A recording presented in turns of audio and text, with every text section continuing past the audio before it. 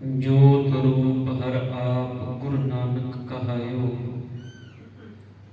तां ते अंगद भयो तत स्यों तत मिलायो। अंगद कृपा धार अमर सतगुर थिर कियो। धन धन साहिब श्री गुरु अमरदास पातशाह जी सतगुरां दा अज गुरता गद्दी निशानी दिहाड़ा है। अज दे दिन धन धन गुरु अंगद देव पातशाह जी सतगुरां ने धन धन साहिब श्री गुरु अमरदास पातशाह जी सतगुरां नूं सन 1552 के अंदर गुरता गद्दी की जिम्मेदारी धन गुरु अंगद देव पातशाह जी ने गुरु अमरदास पातशाह जी को दी। जोत ओहा जुगत साए सहकाया फेर पलटी है। गुरु घर का ये जो सिद्धांत है, जोत ओहा जो जोत गुरु नानक सिंह जी के अंदर है, वो जोत धन गुरु अंगद देव पातशाह जी के अंदर, उस जोत नूं धन गुरु अंगद देव पातशाह जी ने गुरु अमरदास पातशाह जी ने अंदर टिकाया। हुण सवाल यह है कि ये जोत धन गुरु अंगद देव पातशाह जी ने गुरता गद्दी के वेले गुरु अमरदास पातशाह जी ने अंदर टिका दी। एक केड़ी जोत है? एक जोत वो है साध संगत जिहड़ी असीं घरां विच जगाने। जदों घर विच हनेरा होवे, बिजली के साधन ना हो, फिर बंदा घर विच जोत जगाता है। जोत का संबंध है रोशनी देव दे नाल, जिन्हों सतगुर बाणी विच कहंदे ने दीवा मले अंधेरा जाए। सतगुर कहंदे ने दीवा बलदे ते हनेरा चला जाता है। इसी तरह पातशाह कहते ने वेद पाठ मत पापा खाए। जेड़ा धार्मिक ग्रंथों का पाठ, वेद का मतलब इत्थे धार्मिक ग्रंथ है, इत्थे वेद एक वचन शब्द है। वेद के दर्दे के थले औंकड़, इत्थे वेद का मतलब हिंदू धर्म के वो वेद नहीं, इत्थे वेद का मतलब है धार्मिक ग्रंथ, ज्ञान देने वाला ग्रंथ। सब कहते हैं इसे तरह जिमें दीवा बलदा है तो अंधकार चला जाता है, हनेरा दूर हो जाता है। इसे तरह जिंदे जीवन के अंदर धार्मिक ग्रंथों का प्रकाश हो जाता है। वेद पाठ जिन्हों के अंदर वेदों का पाप, धार्मिक ग्रंथों का पाठ मतलब ज्ञान हो जाए। बादशाह कहते हैं मत पापा खाए। उन्होंने की जिहड़ी मत है वो मत फिर पापां नूं खा जाती। ध्यान देना, पाप कित्थे पैदा होते हैं? पाप साडी सुरत विच जन्म लेते हैं। गुरबाणी बड़ा समझण का विषय है साध संगत। इनू एवें असीं बाहर मुखी आखीए भी नहीं, ठीक है। गुरु घर के अंदर कीर्तन की एक अपनी वडियाई है। कीर्तन ते गुरु की बाणी का विख्यान, ये दोवें चीज़ां नाल नाल।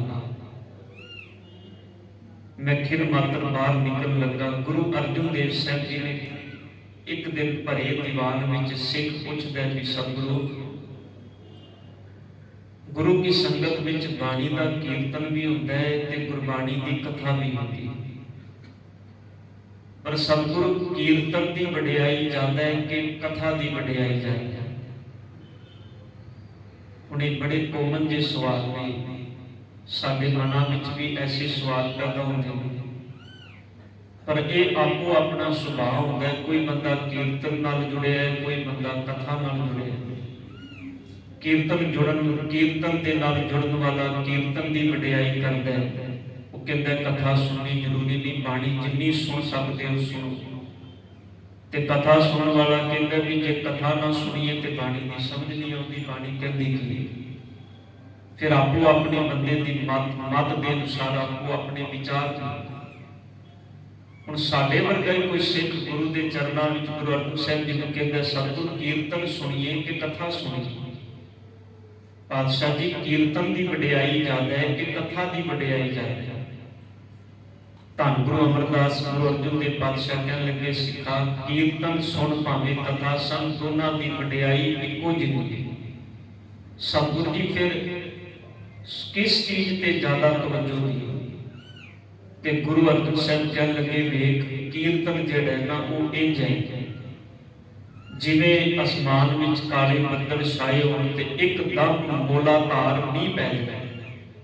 वो मूलाधार मींह इको दम पए 5 मिनट 10 मिनट 15 मिनट अद्धा घंटा पै के वो मींह हो जाए बंद। ते सतगुरु कहंदे ने जदों मींह बंद होया ਜਿਹੜੀਆਂ ਤੇ ਨਿਮਾਣ ਵਾਲੀਆਂ ਥਾਵਾਂ ਸਨ ਉਧਰ ਨੂੰ ਤੇ ਉਹ ਪਾਣੀ ਢਲ ਗਿਆ ਮੀਂਹ ਪੈਣ ਤੋਂ ਬਾਅਦ, ਤੇ ਜਿਹੜੀਆਂ ਥਾਵਾਂ ਸੀ ਉੱਚੀਆਂ ਸਤਿਗੁਰ ਕਹਿੰਦੇ ਨੇ ਉਹ ਭਾਵੇਂ ਮੀਂਹ ਅੱਧਾ ਘੰਟਾ ਪਿਆ ਪਰ ਉਹ ਸੁੱਕੀਆਂ ਹੀ ਰਹਿ ਗਈਆਂ। ਉਹ ਥੋੜੀਆਂ ਜਿਹੀਆਂ ਗਿੱਲੀਆਂ ਹੋਈਆਂ 15 ਮਿੰਟ ਧੁੱਪ ਲੱਗੀ ਹਵਾ ਚੱਲੀ ਉਹ ਫਿਰ ਸੁੱਕੀਆਂ। ਗੁਰੂ ਅਰਜਨ ਸਾਹਿਬ ਕਹਿਣ ਲੱਗੇ ਜਿਹੜਾ ਤੇ ਕੀਰਤਨ ਹੈ, ਜਿਹੜੇ ਤੇ ਸਿੱਖ ਅਭਿਆਸੀ ਨੇ, ਜਿਹੜੇ ਤੇ ਸਿੱਖ ਜਗਿਆਸੂ ਨੇ, जिन्होंने ते बाणी की समझ है वो तो जो कीर्तन सुनते हैं सतगुर कहते हैं गुरु के शब्द को अपने अंदर टिका लेते हैं, उन्होंने हिरदाय निमान की तरह। ते जेड़े सतगुर कहते हैं बहुतात विच मेरे वर्गे ने लोग जेड़े कहते हैं कि नहीं कीर्तन बाहर मुखी सुन लो, उन्हों की हालत उच्चे टिब्बे की तरह मींह पिया उठे कीर्तन की समाप्ति हुई, पुछो की पढ़िया, कहते पता नहीं पढ़िया की।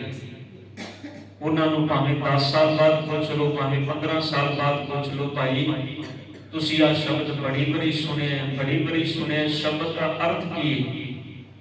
वो कहता भी सुनिया तो मैं बड़ी बड़ी सुन के मैनू याद भी हो गया, पर मैनू ये ना पूछो भी इहदा अर्थ की, इहदा अर्थ की, इहदा मीनिंग की मैनू ये ना पूछो। उन्हां दी हालत है उच्चे टिब्बे की तरह। सब कहते हैं जिहड़ा कीर्तन है वो है मोले धारनी। ते बादशाह जी कथा सतगुरु कहते हैं कथा है गुरु की विचार, बाणी की विचार है। जिवें निक्की निक्की कणी का मींह पैंदा है ना, वो जिवें जिवें धरती ते बूंदां डिगदियां ने अंदर समांदियां जांदियां ने, वो धरती दे विच रंग जांदियां ने, रस करदियां ने। सतगुरु गुरु अर्जन देव पातशाह जी कहण लगे बस महात्म दोवां दा इक्को जिन्ना ही, पर ये सुनन वाले दे उत्ते है कि वो सुनदा किस भावना दे नाल, उनके अंदर की टिकिया हो। धन गुरु ग्रंथ साहिब पातशाह जी ने जेडे बचन कहे, मैं फिर शब्दां वल वरतां। सतगुरु गुरु अमरदास पातशाह जी सतगुरां दी वडियाई आपां करनी है गुरु की गोद विच बैठ के, क्योंकि अज सतगुरां दा गुरदा गद्दी दिवस है। जोत का मतलब की है, जोत का कंसैप्ट की है बाणी दे अंदर। ध्यान दे नाल असीं बार-बार ये शब्द कह दिंदे हां कि गुरु नानक साहिब पातशाह जी दी जोत। असी गुरु ग्रंथ साहिब पातशाह जी को कहते हैं 10 गुरु साहिबानां दी जोत। हुण 10 गुरु साहिबानां दी जोत का मतलब की?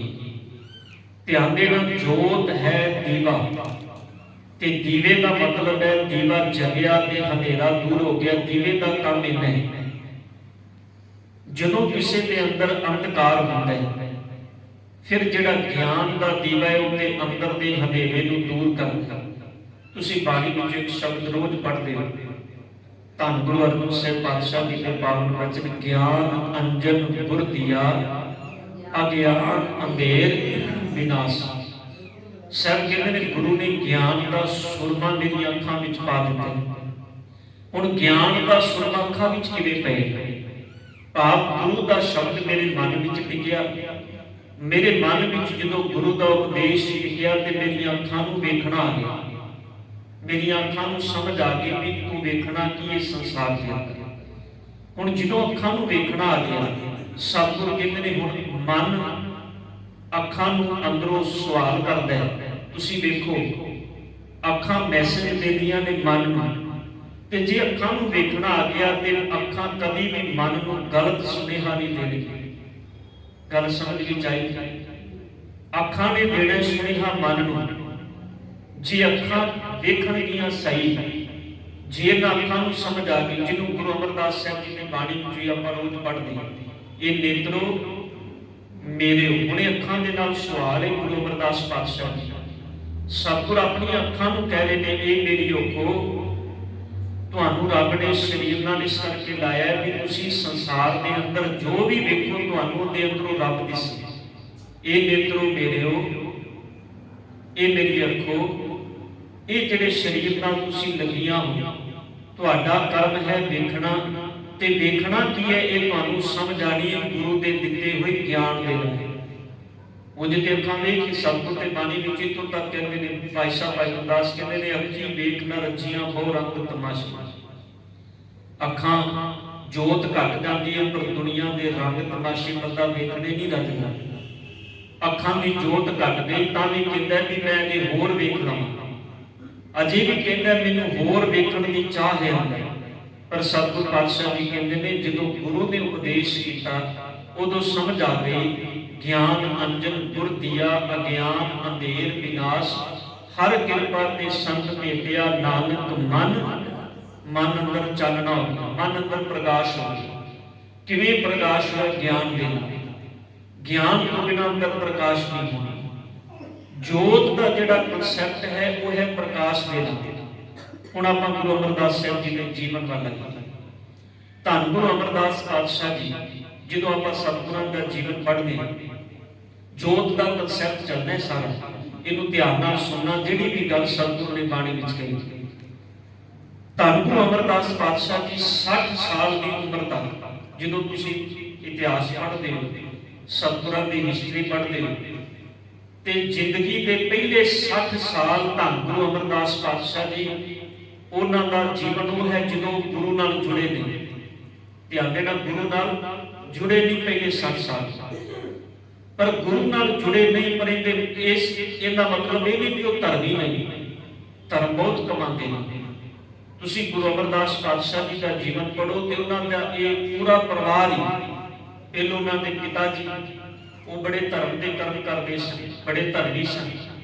ਤੇ ਸਾਡੇ ਸਮਾਜ ਵਿੱਚ ਇੱਕ ਰੀਤ ਹੈ, ਕੋਈ ਪਰਿਵਾਰ ਦੇ ਵਿੱਚੋਂ ਜੀ ਧਰਮ ਦੇ ਬੜੇ ਚੰਗੇ ਕਰਮ ਕਰਦਾ ਹੋਵੇ ਨਾ, ਤੇ ਸਾਰੇ ਪਰਿਵਾਰ ਨੂੰ ਜਿਹੜਾ ਸਮਾਜ ਉਹ ਬੜੀ ਚੰਗੀ ਨਿਗਾਹ ਨਾਲ ਵੇਖਦਾ ਹੈ।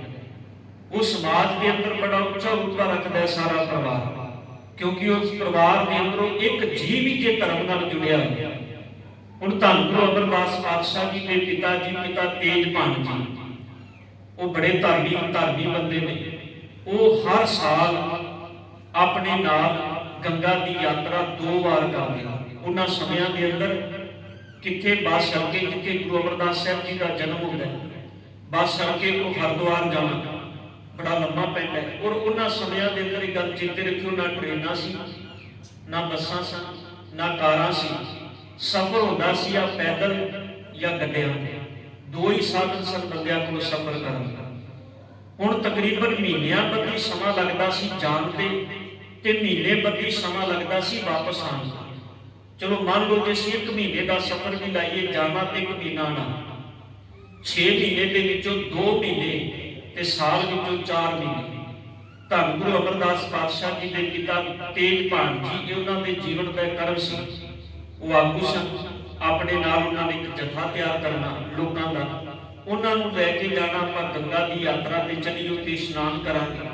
ਇੱਕ ਮਨੋਤ ਸੀ ਲੋਕਾਂ ਦੇ ਮਨ ਵਿੱਚ ਵੀ ਜੇ ਗੰਗਾ ਦਾ ਇਸ਼ਨਾਨ ਕਰੋਗੇ ਤੇ ਤੁਹਾਡੇ ਪਾਪ ਜਿਹੜੇ ਨੇ ਉਹ ਦੂਰ ਹੋ ਜਾਣਗੇ। ਅੱਜ ਵੀ ਮਨੋਤ ਹੈ, ਜਦੋਂ ਬੰਦਾ ਮਰ ਜਾਂਦਾ ਹੈ ਤੇ ਮਰਨ ਤੋਂ ਬਾਅਦ ਗੰਗਾ ਜਲ ਲੈ ਕੇ ਅਸੀਂ ਆਉਂਦੇ ਹਾਂ। ਮਨੋਤ ਕੀ ਇਹਦੇ ਪਿੱਛੇ ਵੀ ਗੰਗਾ ਜਲ ਛਿੜਕੋ, ਵੀ ਇਹਦੀ ਮੁਕਤੀ ਹੋ ਜਾਏ। ਪਰ ਗੁਰਬਾਣੀ ਨਹੀਂ ਮੰਨਦੀ। ਮੈਂ ਫਿਰ ਬੇਨਤੀ ਕਰਾਂ, ਗੁਰਬਾਣੀ ਦਾ ਸਿਧਾਂਤ ਨਹੀਂ ਹੈ। ਗੁਰਬਾਣੀ ਕਹਿੰਦੀ ਹੈ ਮੁਕਤੀ ਜੀਂਦੇ ਜੀ ਹੋਣੀ ਹੈ, ਮੁਕਤੀ ਹੋਣੀ ਹੈ ਗਿਆਨ ਦੇ ਨਾਲ। ਸਾਰੀ ਜ਼ਿੰਦਗੀ ਬੰਦਾ ਭਰਮਾਂ ਵਿੱਚ ਪਿਆ, ਮਰਿਆ ਨਸ਼ੇ ਦੇ ਵਿੱਚ, ਸਾਰੀ ਜ਼ਿੰਦਗੀ ਨਸ਼ੇ ਕਰਕੇ ਘਰ ਵਾਲਿਆਂ ਨੂੰ ਕੁੱਟਦਾ ਰਿਹਾ। ਜਿੱਦਣ ਮਰਿਆ ਉਦੋਂ ਵੀ ਨਸ਼ੇ ਵਿੱਚ ਮਰਿਆ। ਤੇ ਜਿੱਦਣ ਮਰਿਆ ਉਹਨੂੰ ਗੰਗਾ ਜਲ ਪਾ ਕੇ ਆਖੀ ਵੀ ਦੀ ਮੁਕਤੀ ਹੋ ਗਈ। ਸਤਿਗੁਰ ਕਹਿੰਦੇ ਨੇ ਜਿਹੜਾ ਸਾਰੀ ਜ਼ਿੰਦਗੀ ਨਹੀਂ ਮੁਕਤ ਹੋਇਆ ਉਹ ਮਰ ਕੇ ਕਿਵੇਂ ਮੁਕਤ ਹੋ ਜਾਏਗਾ? ਮੁਕਤੀ ਦਾ ਕਨਸੈਪਟ ਤੇ ਜੀਵੇ ਜੀ।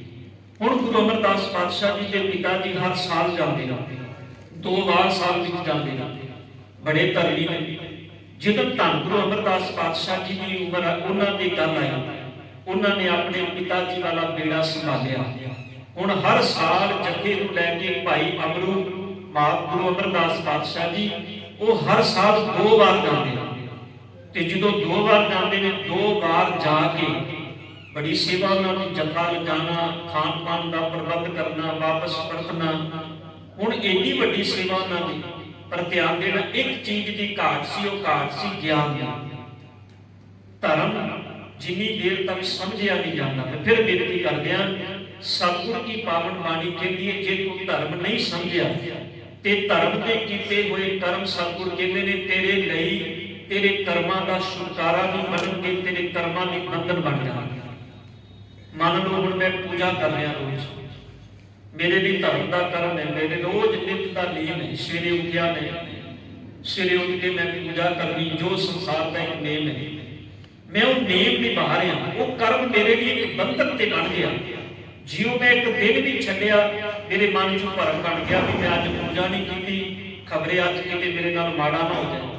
ਦੇਖੋ ਜਿਹੜੇ ਲੋਕ ਸ਼ਨੀਵਾਰ ਨੂੰ ਛੋਲੇ ਲਿਆਉਣ ਵਾਲੇ ਨੇ, ਜਾਂ ਜਿਹੜੇ ਘਰ ਦੇ ਵਿੱਚ ਨਿੰਬੂ ਦੇ ਥੱਲੇ ਮਿਰਚਾਂ ਲਟਕਾਉਣ ਵਾਲੇ ਨੇ, ਉਹ ਇੱਕ ਦਿਨ ਕੰਮ ਨਾ ਕਰਨ ਤੇ ਉਹਨਾਂ ਦੇ ਮਨ 'ਚ ਭਰਮ ਬਣ ਜਾਂਦਾ ਹੈ। ਅੱਜ ਨਹੀਂ ਕੀਤਾ, ਕਿਤੇ ਘਰ 'ਚ ਕੁਝ ਮਾੜਾ ਹੋ ਗਿਆ, ਗਲਤ ਹੋ ਗਿਆ, ਉਹਨਾਂ ਨੇ ਕਹਿਣਾ ਲੋ ਜੀ ਅੱਜ ਨਿੰਬੂ ਮਿਰਚਾਂ ਨਹੀਂ ਟੰਗੀਆਂ ਤਾਂ ਕਰ ਲਓ। ਜਿਹੜਾ ਸ਼ਨੀਵਾਰ ਨਹੀਂ ਛੋਲੇ ਲੈ ਕੇ ਗਿਆ, ਹਰ ਸ਼ਨੀਵਾਰ ਲੈ ਕੇ ਜਾਂਦਾ ਹੈ, ਇੱਕ ਵਾਰ ਨਾ ਲੈ ਕੇ ਗਿਆ ਤੇ ਗਲਤ ਹੋ ਗਿਆ, ਉਹਨੇ ਕਹਿਣਾ ਲੋ ਜੀ ਇਸ ਕਰਕੇ ਹੋਇਆ ਕਿਉਂਕਿ ਅੱਜ ਲੈ ਕੇ ਨਹੀਂ ਗਏ।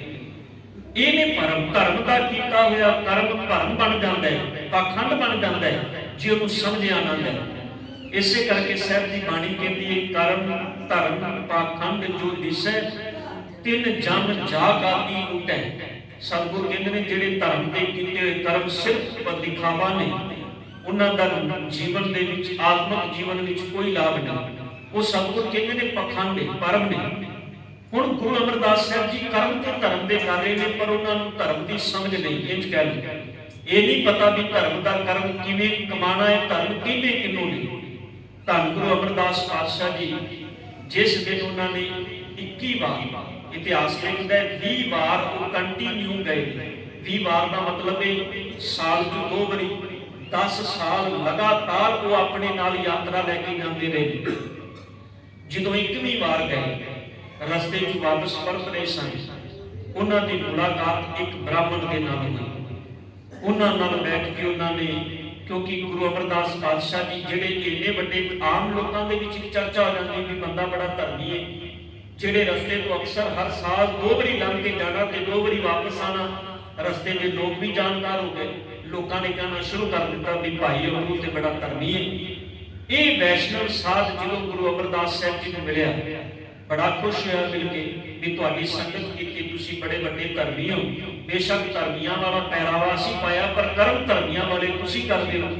ਬੜੇ ਨਿਸ਼ਠਾ ਨਾਲ ਮਿਲੇ, ਬੈਠੇ, ਸਤਿਗੁਰੂ ਗੁਰੂ ਅਮਰਦਾਸ ਪਾਤਸ਼ਾਹ ਜੀ ਦੀ ਸੰਗਤ ਵੀ ਕੀਤੀ, ਭਾਈ ਅਮਰੂ ਨਾਲ ਮਿਲੇ, ਬੈਠੇ, ਗੱਲਬਾਤ ਵੀ ਕੀਤੀ, ਰੋਟੀ ਪਾਣੀ ਦੀ ਸਾਂਝ ਵੀ ਕੀਤੀ। ਪਰ ਇੱਕ ਦਿਨ ਅਚਾਨਕ ਰਸਤੇ ਵਿੱਚ ਪਰਤਦਿਆਂ ਭਾਈ ਅਮਰੂ ਨੂੰ ਉਹਨਾਂ ਨੇ ਪੁੱਛ ਲਿਆ ਵੀ ਅਮਰੂ ਤੂੰ ਧਰਮ ਦੇ ਕਰਮ ਤੇ ਬੜੇ ਕਰਨੇ, ਪਰ ਅੱਜ ਮੇਰੇ ਮਨ 'ਚ ਇੱਕ ਖਿਆਲ ਆਇਆ ਵੀ ਤੇਰਾ ਗੁਰੂ ਕੌਣ ਹੈ ਜਿਹਨੇ ਤੈਨੂੰ ਇੰਨੀ ਉੱਚੀ ਸਿੱਖਿਆ ਦਿੱਤੀ।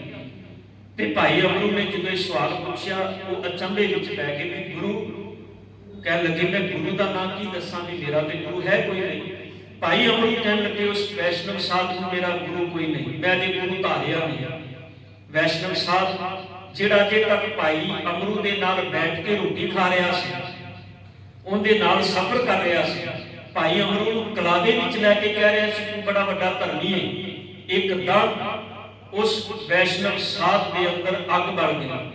ਉਹ ਅੰਦਰੋਂ ਕ੍ਰੋਧ ਵਿੱਚ ਬਲ ਕੇ ਬੋਲਿਆ, ਕਹਿਣ ਲੱਗਾ ਤੂੰ ਨਿਥਾਵਾਂ ਹੈ, ਤੇਰੇ ਨਿਥਾਵੇਂ ਦਾ ਸੰਗ ਕਰਕੇ ਮੇਰਾ ਵੀ ਧਰਮ ਕਰਮ ਖਤਮ ਹੋ ਗਿਆ। ਤੂੰ ਮੈਂ ਤੇਰੀ ਸੰਗਤ ਕਰ ਲਈ, ਤੇਰੇ ਨਾਲ ਬੈਠ ਕੇ ਰੋਟੀ ਖਾ ਲਈ, ਤੇਰੇ ਨਾਲ ਬੈਠ ਗਿਆ, ਤੂੰ ਨਿਥਾਵੇਂ ਦਾ ਸੰਗ ਕਰਕੇ ਮੇਰਾ ਵੀ ਧਰਮ ਕਰਮ ਭੇਜਿਆ ਗਿਆ। ਜਦੋਂ ਇੰਨੀ ਗੱਲ ਆਖੀ, भाई अमरू के अंदर हुण एक सवाल पैदा होया, मना तू तो इन्ने कर्म करदा है, तेरे तां प्यो भी बड़े चंगे कर्म करदा रहा, वो भी हर साल यात्रा लैके जांदा रहा, दो दो बार तू भी अपने प्यो के कदम ते चलिया है। लोग तेनू धर्मी कहंदे ने, लोग कहंदे ने तू बड़ा वड्डा बंदा है, बहुत धर्मी पुरख है। पर इस बात वैष्णव साध क्योंकि जो धर्मी बंदा कोई गल कहंदा ना, उनका असर फिर मन ते हुंदा है, वो फिर अंदर मन नूं चीज पिंच करदी है। ध्यान देना, बंदे के अंदर बदलाव उही आंदा है जो चीज कोई उहदे अंदर पिंच करदी है। कई बारी कुछ गल्लां होंदियां ने बाहरों असीं सुणने आ, सुन के चले जाने, असर नहीं करदी। असीं भावें रोज सुनते रहिए भी अमृत वेले जागिया गुरबाणी का फरमान है, गुर सतगुर का जो सिख खाए सो भलके उठर नाम ध्यावै। असीं रोज बाणी दे विचों पढ़दे भी हां, सुनदे भी हां, पर ध्यान देना उन्नी देर तक इस शब्द ने असर नहीं करना जिन्नी देर तक ये गल साडे अंदर पिंच नहीं की।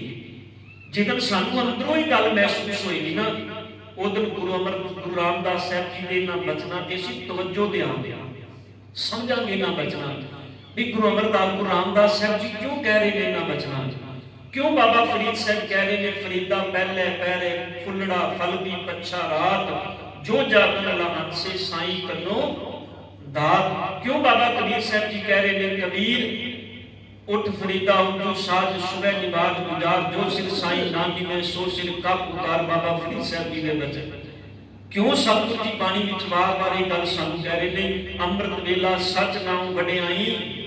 ये गल उदों ही आएगी ना जो अंदर नूं टूंडेगी, उदों पहलों ते बंदा सुनदा है, इधरों सुनदा दूजे पासों कढ दिंदा है।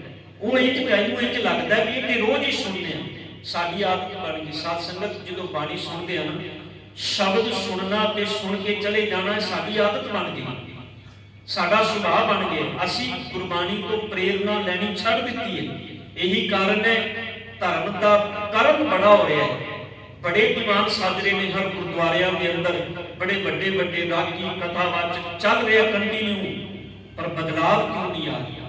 इसे करके नहीं आ रहा क्योंकि असी इस चीज को अपने जीवन का एक रस बना लिया। रस ऐसा बन गया भी इधरों सुनिया इधरों कढ़ दिया। जिवें रोटी की भुख होती है ना बंदे नूं, ध्यान देना भावें कोई 2 टाइम पका ले भावें 3 टाइम, तुसी रोटी खानी 2 टाइम शुरू कर दिओ, तुहानूं 2 टाइम ही भुख लगनी है, तीजे टाइम भुख नहीं लगेगी। तुसी 4 टाइम खाना शुरू कर दिओ, तुहानूं भुख 4 बारी लगेगी। यकीनी है, हकीकत है, इहनूं तुसी प्रैक्टिकल करके देखना। दास इत्थे है, इत्थे मेरे जीवन का एक नेम है 2 टाइम, पर जो मैं अपने घर जाना, घर का एक नेम है कि सवेरे 5 बजे चूल्हा तप जाता है। हिंदू लोग ने उन्होंने सुभाव है सवेरे 5:30-6 बजे सवेर का ब्रेकफास्ट तैयार होता है, 10 बजे फिर भुख लग गई, 2 बजे फिर भुख लग गई, रात में फिर भुख। उसे 4 बारी खा के भी बंदा कहता भुखा, इतने दिन में 2 बारी खा के भी कहता भी नहीं, भी इन्ना भी नहीं। सब कुछ कहते ये नेम बन जाता। जो असी चीज को सिर्फ कन रस बना लवांगे, प्रेरणा लैनी है, भावें थोड़ा सुनो और उन्होंने समझने का यत्न जरूर करी। भाई अमरू की गल मन विच गल पिंच कर गई, कहते ने भी इन्ने धर्म के कर्म किए अमरू, तू तो है ही कुछ नहीं, अजे तू तो निथावा है, तेरा तो गुरु कोई नहीं, तू तो निगुर है। अज जो घर गया सारी रात नींद ना आई। अगे रोज बंदा धर्म का कर्म करके आवे और इन्नी सेवा निभाए तो वो बेफिक्र होकर सुनता है, गूढ़ी नींदर सुनता है। अज भाई अमरू के अंदर एक गल पिंच करके उन्होंने घर में नींद नहीं आई, सारी रात जागदा रहा। सवेरे अमृत वेले घर के विहड़े विच उहदे कन्नां विच एक आवाज़ पई, और आवाज़ अज पहले दिन नहीं पई। जोत की है, ध्यान देना मैं गल जोत से लिया के आप समझनी। जोत की है, जोत वह जुगत साई का कंसैप्ट की है। अज जो भाई अमरू सवेरे उठिया तो कन्नां विच एक शब्द पिया, और सुभाविक है शब्द अज पहले दिन नहीं सी पढ़िया जा रहा, ये शब्द अगे भी रोज पढ़िया जाता सी, पर अगे भाई अमरू जी सवेरे उस वक्त सुते होंदे सन, उन्होंने ध्यान नहीं सी होंदा। अज वो जाग रहे सन। जाग क्यों रहे सन? क्योंकि उन्होंने सारी रात नींद नहीं आई। नींद ना आने का कारण यह सी क्योंकि उन्होंने अंदर एक सवाल, एक भांबड़ बलदा पिया सी, एक ज्वार भाटा उन्होंने अंदर फुटिया होया सी कि अमरू सारी जिंदगी धर्म के कर्म करदिया लंघ गई, तू ते अजे धर्मी बनिया ही नहीं। अज इस सोच फिक्र विच नहीं सुता। सवेरे कन्नां चों शब्द पिया, शब्द जिधरों आवाज आ रही सी खिंचिया उधर नूं चला गया। की वेखदा है? सामने ਧੰਨ ਗੁਰੂ ਅਮਰਦਾਸ ਪਾਤਸ਼ਾਹ ਜੀ ਦੇ ਜਿਹੜੇ ਭਤੀਜੇ ਸਨ, ਉਹਨਾਂ ਦੇ ਨਾਲ ਧੰਨ ਗੁਰੂ ਅੰਗਦ ਦੇਵ ਪਾਤਸ਼ਾਹ ਜੀ ਦੀ ਪੁੱਤਰੀ, ਜਿਨ੍ਹਾਂ ਦਾ ਨਾਮ ਬੀਬੀ ਅਮਰੋ ਸੀ, ਉਹਨਾਂ ਦਾ ਵਿਆਹ ਹੋਇਆ ਸੀ। ਬੀਬੀ ਅਮਰੋ ਗੁਰੂ ਅਮਰਦਾਸ ਪਾਤਸ਼ਾਹ ਜੀ ਦੇ ਘਰ ਵਿੱਚ, ਧਿਆਨ ਦੇਣਾ, ਗੁਰੂ ਅੰਗਦ ਦੇਵ ਸਾਹਿਬ ਜੀ ਗੁਰਤਾ ਗੱਦੀ ਤੇ ਨੇ। ਬੀਬੀ ਅਮਰੋ ਰੋਜ਼ ਸਵੇਰੇ ਬਾਣੀ ਪੜ੍ਹਦੀ ਏ। ਭਾਈ ਅਮਰੂ ਨੇ ਕਦੀ ਬਾਣੀ ਵੱਲ ਤਵੱਜੋ ਨਹੀਂ ਦਿੱਤੀ। ਅੱਜ ਸਵੇਰੇ ਕੰਨਾਂ ਵਿੱਚ ਬਾਣੀ ਦਾ ਸ਼ਬਦ ਪਿਆ, ਨੇੜੇ ਗਏ, ਬੀਬੀ ਅਮਰੋ ਨਾਲੇ ਘਰ ਦੇ ਕੰਮ ਕਰਦੇ ਪਏ ਨੇ, ਨਾਲੇ ਬਾਣੀ ਪੜ੍ਹਦੇ ਪਏ ਨੇ ਉੱਚੀ ਉੱਚੀ। ਗੁਰੂ ਨਾਨਕ ਸਾਹਿਬ ਪਾਤਸ਼ਾਹ ਜੀ ਦਾ ਉਚਾਰਨ ਕੀਤਾ ਹੋਇਆ ਸ਼ਬਦ ਉੱਚੀ ਉੱਚੀ ਪੜ੍ਹ ਰਹੇ ਨੇ, ਤੇ ਉਹ ਸ਼ਬਦ ਧੰਨ ਗੁਰੂ ਅਮਰਦਾਸ ਪਾਤਸ਼ਾਹ ਜੀ ਦੇ ਕੰਨਾਂ ਵਿੱਚ ਪਿਆ। ਉਹ ਪੰਕਤੀਆਂ ਗੁਰੂ ਅਮਰਦਾਸ ਸਾਹਿਬ ਜੀ ਦੇ ਕੰਨਾਂ ਵਿੱਚ ਪਈਆਂ, ਭਇਆ ਮਨੂਰ ਕੰਚਨ ਫਿਰ ਹੋਵੇ, ਜੇ ਗੁਰ ਮਿਲੈ ਤਿਨੇਹਾ, ਏਕ ਨਾਮ ਅੰਮ੍ਰਿਤ ਉਹ ਦੇਵੈ, ਤੋ ਨਾਨਕ ਤ੍ਰਿਸ਼ਟ ਸਦੇਹਾ। ਇਹ ਸ਼ਬਦ ਗੁਰੂ ਨਾਨਕ ਸਾਹਿਬ ਜੀ ਦਾ ਕੰਨਾਂ ਵਿੱਚ ਪਿਆ। ਜਦੋਂ ਗੁਰੂ ਨਾਨਕ ਸਾਹਿਬ ਪਾਤਸ਼ਾਹ ਜੀ ਦਾ ਸ਼ਬਦ ਪਿਆ, ਸੁਣਿਆ, ਬੀਬੀ ਅਮਰੋ ਚੁੱਪ ਕਰਕੇ ਵੇਖ ਕੇ ਵੀ ਸਾਹਮਣੇ ਬਜ਼ੁਰਗ ਘਰ ਦੇ ਵੱਡੇ ਖੜੇ ਨੇ। ਫਿਰ ਉਹਨਾਂ ਨੇ ਗੁਰੂ ਅਮਰਦਾਸ ਪਾਤਸ਼ਾਹ ਜੀ ਕਹਿਣ ਲੱਗੇ, ਬੇਟਾ ਦੁਬਾਰਾ ਪੜ੍ਹੋ। ਉਹਨਾਂ ਨੇ ਫਿਰ ਦੁਬਾਰਾ ਸਾਰਾ ਸ਼ਬਦ ਪੜ੍ਹਿਆ। ਜਦੋਂ ਦੁਬਾਰਾ ਸੁਣਿਆ, ਕਹਿਣ ਲੱਗੇ, ਬੇਟਾ ਇਹ ਜਿਹੜੀ ਤੁਸੀਂ ਸ਼ਬਦ ਪੜ੍ਹ ਰਹੇ ਹੋ, ਇਹ ਉਪਦੇਸ਼ ਪੜ੍ਹ ਰਹੇ ਹੋ, ਇਹ ਬਾਣੀ ਪੜ੍ਹ ਰਹੇ ਹੋ, ਇਹ ਬਾਣੀ ਕਿਹਨਾਂ ਦੀ ਹੈ? ਧੰਨ ਗੁਰੂ ਅੰਗਦ ਦੇਵ ਪਾਤਸ਼ਾਹ ਜੀ ਦੀ ਪੁੱਤਰੀ ਬੀਬੀ ਅਮਰੋ ਕਹਿੰਦੀ, ਮੇਰੇ ਗੁਰੂ ਪਿਤਾ ਧੰਨ ਗੁਰੂ ਅੰਗਦ ਦੇਵ ਸਾਹਿਬ ਜੀ ਗੁਰਤਾ ਗੱਦੀ ਤੇ ਵਿਰਾਜਮਾਨ ਨੇ, ਜਿਨ੍ਹਾਂ ਧੰਨ ਗੁਰੂ ਨਾਨਕ ਸਾਹਿਬ ਪਾਤਸ਼ਾਹ ਜੀ ਦੀ ਜੋਤ ਦੇ ਵਾਰਿਸ ਨੇ। ਇਹ ਬਾਣੀ ਗੁਰੂ ਨਾਨਕ ਪਾਤਸ਼ਾਹ ਜਗਤ ਗੁਰੂ ਨਾਨਕ ਸਾਹਿਬ ਜੀ ਦੀ। ਹੁਣ ਜਦੋਂ ਬਾਣੀ ਸੁਣੀ, ਬੜੇ ਪਿਆਰੇ ਸ਼ਬਦ ਨੇ ਬਾਣੀ ਧੰਨ ਗੁਰੂ ਨਾਨਕ ਸਾਹਿਬ ਜੀ ਦੇ ਸੂਰੀ ਰਾਗ ਦਾ ਸ਼ਬਦ 990 ਅੰਕ ਤੇ ਪਾਤਸ਼ਾਹ ਜੀ ਦਾ ਸ਼ਬਦ ਕਰਨੀ ਕਾਗਦ ਮਨ ਮਸਵਾਣੀ। ਪਾਤਸ਼ਾਹ ਕਹਿੰਦੇ ਨੇ ਸਾਡੀ ਜਿਹੜੀ ਕਰਨੀ ਉਹ ਕਾਗਜ਼ ਹੈ, ਜਿਹੜੇ ਅਸੀਂ ਕਰਮ ਕਰਦੇ ਆ ਨਾ, ਪਾਤਸ਼ਾਹ ਕਹਿੰਦੇ ਨੇ ਸਾਡੇ ਕਰਮ ਕਾਗਜ਼ ਦੀ ਤਰ੍ਹਾਂ ਨੇ, ਜਿਵੇਂ ਕਾਗਜ਼ ਤੇ ਕਲਮ ਦੇ ਨਾਲ ਲਿਖੀ ਗਏ। ਤੇ ਲਿਖਣ ਵਾਲਾ ਕੌਣ ਹੈ? ਮਨ ਮਸਵਾਣੀ। ਸਾਡੇ ਕਹਿੰਦੇ ਨੇ ਮਨ ਕਲਮ ਹੈ। ਮਨ ਕਲਮ ਦੇ ਨਾਲ ਬੰਦਾ ਆਪਣੇ ਕਰਮਾਂ ਦੀ ਕਾਗਜ਼ ਦੇ ਉੱਪਰ ਲਿਖਦਾ ਹੈ। ਲਿਖਦਾ ਕੀ ਹੈ? ਸਤਿਗੁਰੂ ਕਹਿੰਦੇ ਨੇ ਬੁਰਾ ਭਲਾ ਦੋਏ ਲਿਖਦੇ। ਇਹਦੇ ਉੱਤੇ ਬੁਰੇ ਤੇ ਚੰਗੇ ਦੋ ਤਰ੍ਹਾਂ ਦੇ ਕਰਮ ਲਿਖਦਾ ਹੈ। ਜੋ ਬੰਦਾ ਆਪਣੇ ਮਨ ਦਾ ਰਾਹੀਂ ਕਲਮ ਦੇ ਨਾਲ ਕਮਾਉਂਦਾ ਹੈ, ਉਹ ਕਮਾਏ ਹੋਏ ਕਰਮ ਜੋ ਇਹਦੇ ਮਨ ਵਿੱਚ ਖਿਆਲ ਪੁੱਜਦੇ ਨੇ, ਉਹ ਖਿਆਲ ਪ੍ਰੈਕਟੀਕਲ ਰੂਪ ਕਰਮ ਰੂਪ ਵਿੱਚ ਬਣਦੇ ਨੇ। ਉਹ ਕਰਮ ਦੋ ਤਰ੍ਹਾਂ ਦੇ ਨੇ, ਚੰਗੇ ਤੇ ਬੁਰੇ। ਸਤਿਗੁਰੂ ਕਹਿੰਦੇ ਨੇ ਲਿਖੇ ਜਾ ਰਹੇ ਨੇ, ਬੁਰਾ ਭਲਾ ਤੋਂ ਲੇਖ ਲਿਖੇ, ਜਿਉਂ-ਜਿਉਂ ਕਿਰਤ ਚਲਾਏ ਤਿਉਂ ਚੱਲੀਏ। ਹੁਣ ਫਿਰ ਜਿਹੋ ਜੀ ਸਾਡੀ ਕਿਰਤ ਬਣ ਜਾਂਦੀ, ਕਰਮ ਬਣ ਜਾਂਦੇ। ਹੁਣ ਜਿਵੇਂ ਜਿਵੇਂ ਬੰਦੇ ਨੇ ਕਰਮ ਕੀਤੇ, ਉਹ ਇਹਦੇ ਸੰਸਕਾਰ ਬਣ ਗਏ। ਧਿਆਨ ਦੇਣਾ, ਇਹ ਸੰਸਕਾਰ ਇੱਕ ਦਿਨ ਚ ਨਹੀਂ ਪੈਦਾ ਹੁੰਦੇ। ਇਹ ਸੰਸਕਾਰ ਬੜੇ ਲੰਮੇ, ਕਈ ਵਾਰੀ ਬੰਦਾ ਕਹਿੰਦਾ ਨਹੀਂ ਜੀ ਬਜ਼ੁਰਗੀ ਵਿੱਚ ਜਾ ਕੇ ਧਰਮ ਤੇ ਕਰਮ ਕਰਾਂਗਾ, ਅਜੇ ਨਹੀਂ ਟਾਈਮ ਹੈ।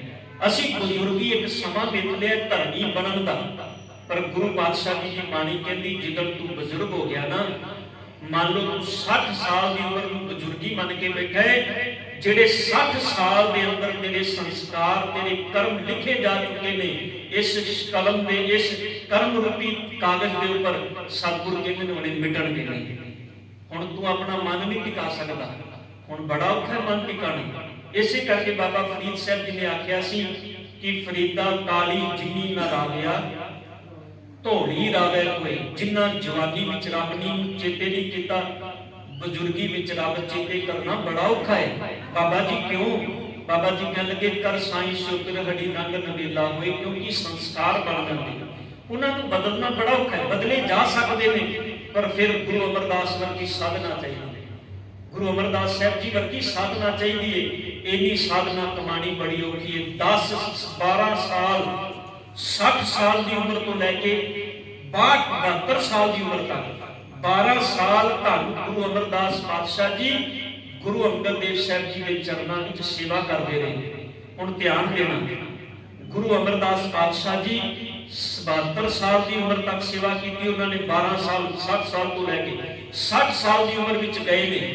ਤੇ ਜਦੋਂ ਧੰਨ ਗੁਰੂ ਅਮਰਦਾਸ ਪਾਤਸ਼ਾਹ ਜੀ ਧੰਨ ਗੁਰੂ ਅੰਗਦ ਦੇਵ ਸਾਹਿਬ ਜੀ ਦੀ ਸ਼ਰਨ ਵਿੱਚ ਗਏ, ਧਿਆਨ ਦੇਣਾ, ਜਦੋਂ ਗਏ ਉਦੋਂ ਧੰਨ ਗੁਰੂ ਅੰਗਦ ਦੇਵ ਪਾਤਸ਼ਾਹ ਜੀ ਭਰ ਜਵਾਨੀ ਵਿੱਚ, ਉਹਨਾਂ ਦਾ ਦਾੜਾ ਕਾਲਾ ਹੈ ਤੇ ਸੇਵਾ ਕਰਨ ਵਾਲੇ ਦਾ ਦਾੜਾ ਚਿੱਟਾ ਹੈ। ਥੋੜੀ ਤਵੱਜੋ ਦਿਆ ਜੇ, ਸਮਝਿਆ ਜੇ, ਜਿਹੜਾ ਸੇਵਾ ਕਰ ਰਿਹਾ ਉਹ ਹੈ ਬਜ਼ੁਰਗ, ਉਹਦਾ ਦਾੜਾ ਹੋ ਚੁੱਕਾ ਚਿੱਟਾ। ਧੰਨ ਗੁਰੂ ਅਮਰਦਾਸ ਪਾਤਸ਼ਾਹ ਜੀ ਸਿਰਫ ਗੁਰੂ ਨਾਨਕ ਸਾਹਿਬ ਜੀ ਤੋਂ 10 ਸਾਲ ਛੋਟੇ ਸਨ। ਗੁਰੂ ਨਾਨਕ ਸਾਹਿਬ ਜੀ ਦਾ ਪ੍ਰਕਾਸ਼ 1469 ਦਾ ਹੈ, ਗੁਰੂ ਅਮਰਦਾਸ ਸਾਹਿਬ ਜੀ ਦਾ ਪ੍ਰਕਾਸ਼ 1489 ਦਾ ਹੈ। ਸਿਰਫ 10 ਸਾਲ ਦਾ ਫਰਕ ਹੈ ਗੁਰੂ ਅਮਰਦਾਸ ਪਾਤਸ਼ਾਹ ਤੇ ਗੁਰੂ ਨਾਨਕ ਸਾਹਿਬ ਜੀ ਦੀ ਉਮਰ ਦਾ। ਪਰ ਹੁਣ ਧਿਆਨ ਦੇਣਾ, ਸੇਵਾ ਕਰਨ ਵਾਲਾ ਜਿੰਦੀ ਦਾੜੀ ਚਿੱਟੀ ਹੈ ਤੇ ਸੇਵਾ ਜਿੰਦੀ ਕਰ ਰਿਹਾ ਉਹ ਅਜੇ ਜਵਾਨੀ ਵਿੱਚ ਹੈ, ਬੜਾ ਔਖਾ ਹੈ ਸੇਵਾ ਕਰਨੀ। ਅੱਜ ਤੁਸੀਂ ਕਿਸੇ ਬਜ਼ੁਰਗ ਦੇ ਸਾਹਮਣੇ ਬੋਲਦੇ ਹੋ ਕੁਝ, ਉਹਨੂੰ ਆਖੋ ਵੀ ਨਹੀਂ ਅੱਜ ਜਿਹੜੀ ਜੋ ਕਰਨਾ ਤੂੰ ਬੜਾ ਸਿਆਣਾ ਹੈ, ਆ ਦਾੜੀ ਐਵੇਂ ਥੋੜਾ ਚਿੱਟੀ ਹੋ ਗਈ ਆਖੇਗਾ। ਭਾਵੇਂ ਬੱਚਾ ਸਿਆਣੀ ਗੱਲ ਹੀ ਕਰਦਾ ਹੋਵੇ, ਬੰਦਾ ਸੁਣਨ ਨੂੰ ਤਿਆਰ ਨਹੀਂ ਹੁੰਦਾ ਕਈ ਵਾਰੀ, ਕਿਉਂਕਿ ਅੰਦਰ ਗੱਲ ਪੱਕ ਚੁੱਕੀ ਹੈ ਕਿ ਮੈਂ ਬਜ਼ੁਰਗ ਹਾਂ, ਮੈਂ ਸਿਆਣਾ। ਧੰਨ ਗੁਰੂ ਅਮਰਦਾਸ ਪਾਤਸ਼ਾਹ ਜੀ ਉਹ 72 ਸਾਲ ਦੀ ਉਮਰ ਤੱਕ 12 ਸਾਲ ਉਹਨਾਂ ਨੇ ਸੇਵਾ ਕੀਤੀ। ਧਿਆਨ ਦੇਣਾ ਬੜਾ, ਤਾਂ ਹੀ ਤੇ ਗੁਰੂ ਬਾਬਾ ਫਰੀਦ ਸਾਹਿਬ ਕਹਿੰਦੇ ਨੇ ਕਾਲੀ ਜਿਨੀ ਨਾ ਰਾਵਿਆ ਧੋਣੀ ਰਾਵੇ। ਕੋਈ ਜਵਾਨੀ ਵਿੱਚ ਜਿਹਨੇ ਰੱਬ ਨਹੀਂ ਚੇਤਾ ਕੀਤਾ, ਬੁਢੇਪੇ ਵਿੱਚ ਬੜਾ ਔਖਾ ਹੈ, ਕਿਉਂਕਿ ਸੰਸਕਾਰ ਐਸੇ ਬਣ ਗਏ 60 ਸਾਲ ਦੀ ਉਮਰ ਤੱਕ ਦੇ ਸੰਸਕਾਰ ਕਿਵੇਂ ਇੱਕ ਦਿਨ ਚ ਬਦਲ ਲਓਗੇ। ਜਿਹੜੇ ਕਰਮ ਤੁਹਾਨੂੰ 60 ਸਾਲ ਲੱਗ ਗਏ ਨੇ ਕਰਮ ਕਮਾਉਂਦੇ ਆ, ਉਹਨਾਂ ਨੂੰ ਬਦਲਣ ਲਈ ਵੀ 60 ਸਾਲ ਚਾਹੀਦੇ ਨੇ। 120 ਸਾਲ ਦੀ ਉਮਰ ਹੈ ਕਿਸੇ ਦੀ ਨਹੀਂ, ਇੰਨਾ ਲੰਮਾ ਸਮਾਂ ਤੇ ਚਾਹੀਦਾ ਹੈ। ਪਰ ਹਾਂ, ਜੇ ਕੋਈ ਗੁਰੂ ਅਮਰਦਾਸ ਸਾਹਿਬ ਜੀ ਵਰਗੀ ਘਾਲ ਨਾ ਘਾਲੇ, ਗੁਰੂ ਅਮਰਦਾਸ ਪਾਤਸ਼ਾਹ ਜੀ ਨੇ 12 ਸਾਲ ਸੇਵਾ ਕੀਤੀ ਹੈ। ਇੱਕ ਦਿਨ ਵੀ ਇਹ ਨਹੀਂ ਆਖਿਆ।